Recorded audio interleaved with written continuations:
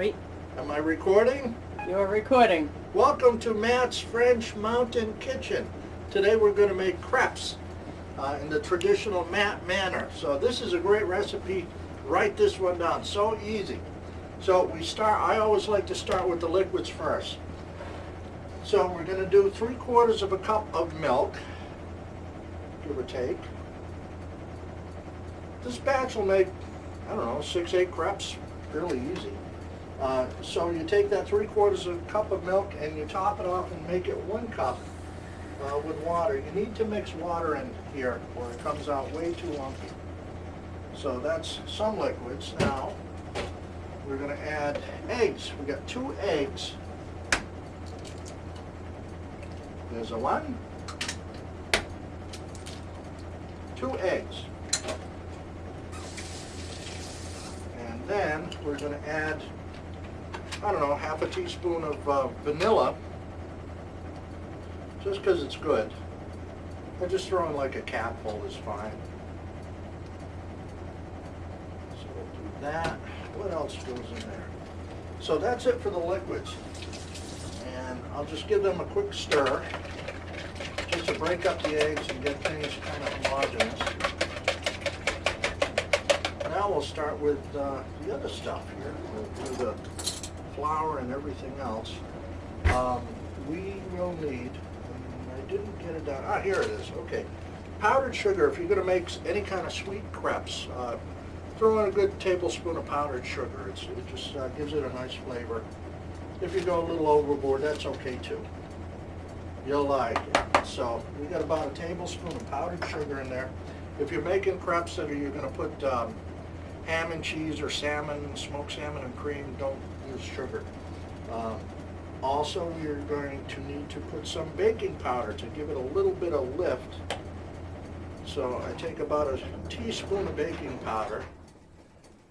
You don't have to be exact on any of this stuff, as long as it's kind of close. What you're aiming for is the right consistency of the batter.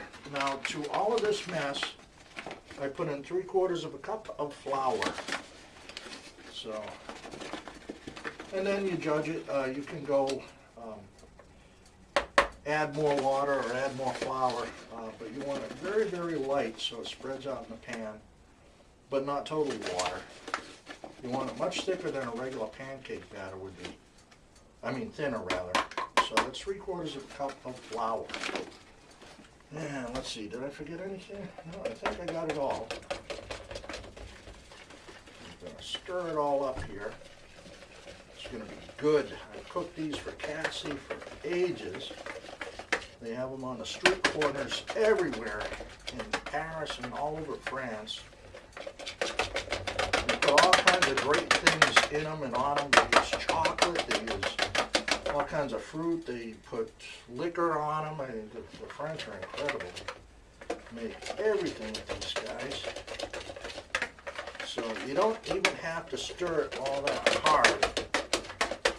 Little lumps will cook just perfectly on the crepe pan, not a problem. So right now it's hard to see, but it just drips right off. So that's a consistency you want. You want it very, very liquidy. Matt, look at this camera every now and then. Not much more than that. Okay, there. I forget, we have 2 cameras going in Matt's kitchen this morning, so. So our batter is done. Don't need the mixer anymore. Oh, salt. You need about a quarter teaspoon of salt, so I will arrange that. That's about a quarter teaspoon, give or take. I'll rinse off my lip and beat that in. I tell you, Robin and the girls, no one's got sick of these this week. I made them with raspberries, I made them with strawberries, blueberries. This morning we're going to have maple syrup on them. Life is good in the mountains. So now I have the super deluxe crepe pan here, which I've been preheating, and it's fairly hot. I'm going to, I don't know, you can get non-stick ones. This one's fantastic. This is a copy that Robin got. She got hers in Paris. She beat me out and took the crepe pan And Rhonda searched everywhere and found this thing online, but this is a Le Creuset, and I probably don't have to butter it that much, but I kind of like butter.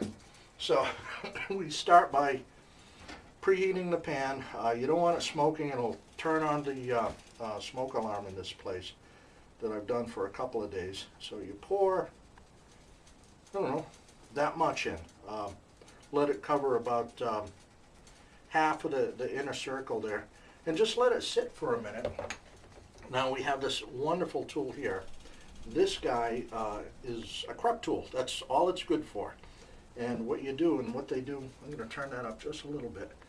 What they do in France is they just, once it's grabbed a spot on that pan, they drop it in and they spin it around like this. And that spreads and thins everything out. The pan could have been a bit warmer than it was, but that'll work. You don't have to make them the full size of the pan if you don't want to. And you just have to let their own weight do the work. You don't have to drag them hard on this thing, because their crepes are fairly delicate. They will break.